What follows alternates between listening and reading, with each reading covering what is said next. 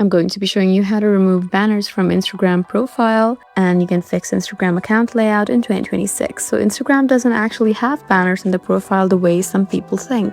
So when you see a banner issues or a messy layout, it's usually caused by bad updates, highlights, pinned posts, or glitches. And here's how to fix your profile layout in 2026. So the first thing to do is open Instagram.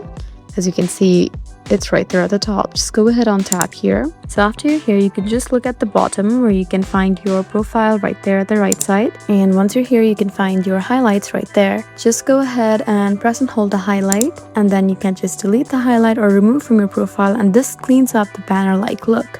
You can also try unpinning posts if they look like banners at top. You can also try to fix profile layout glitches.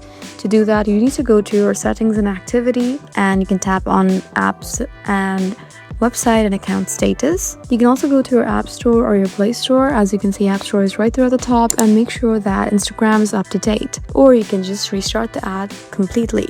So in this way, you can successfully remove banners from Instagram profile and fix the Instagram layout look. I hope this video was helpful for you. Please leave us a like and drop us a comment down below, and we'll see you again in our next video. Thank you for watching.